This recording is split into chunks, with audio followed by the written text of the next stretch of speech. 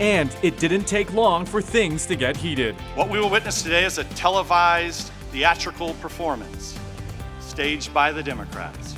I think it's crazy to withhold security assistance or help with the political campaign.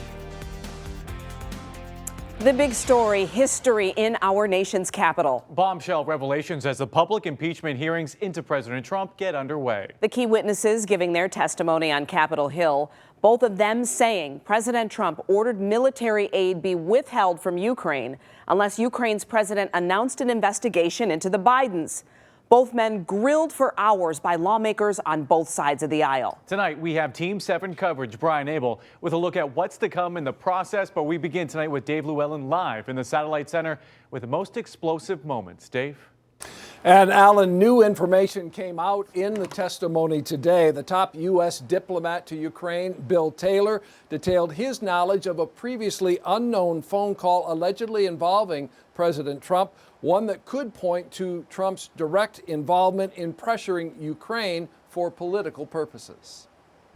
Before Congress and the American people. If you would both rise and raise your right hand. The U.S.'s top diplomat to Ukraine, Bill Taylor, and senior State Department official George Kent testified in a historic impeachment hearing into President Trump. Both men publicly stating their understanding that President Trump had ordered nearly $400 million in military aid held from Ukraine until the country's leader announced an investigation into the Bidens and the 2016 election. Kent then adding, the possibility of a White House meeting was being held contingent to an announcement. During his testimony, Taylor explained why he described the situation as crazy in a text exchange with European Union Ambassador Gordon Sondland, where he learned about the stipulations. It's one thing to try to leverage a meeting in the White House. It's another thing, I thought, to leverage security assistance. But the most significant development to come out of the hearing was Taylor's revelation of a phone call he recently learned about. Taylor says on July 26th, one day after the president's controversial call with Ukraine's president, his staffer overheard the president ask Sondland over the phone about, quote, the investigations. Mr. Sondland told President Trump the Ukrainians were ready to move forward. According to Taylor, the staffer then asked Sondland what the president thought about Ukraine. Mr. Sondland responded that President Trump cares more about the investigations of Biden, which Giuliani was pressing for. During the hearing, Republicans tried to discredit and dismiss Taylor and Kent's testimony. You never met the president? That's correct. This is what I can't believe, and you're their star witness. You're their first witness.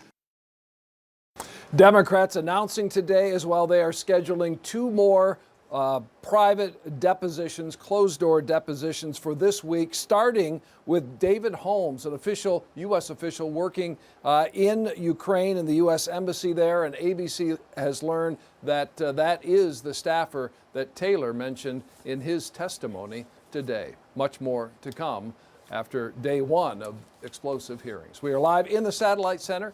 Dave Llewellyn, 7 Action News. Dave, thank you for keeping us updated. Our Team 7 coverage continues tonight with Brian Abel. He is live in Detroit. Brian? Well, with these hearings taking center stage, we want to take a look at just what this process is going to look like moving forward and exactly what everything means. So we went to an expert to break it down for us. Take a listen. The impeachment inquiry into alleged misdeeds of President Trump entered a new phase today. So what is the definition of an impeachable offense? We decided to go to Bob Settler to find out. After all, he was at the very first public hearing during the last impeachment of President Clinton. You hear a lot of speculation.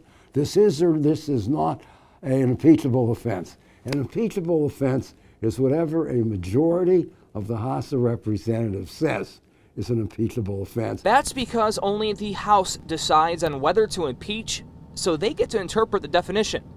Now, before we explore what happens next, let's take a look at how we got here. We've had first the phone call with the Ukrainian president. Right. Then you have the whistleblower raising the red flags. all Then this you stuff. have the committee behind closed door hearings, and now it brings us to today. How long can these public hearings go for? As long as they want. So for the next few days or weeks, witnesses and relevant current and former U.S. officials will testify.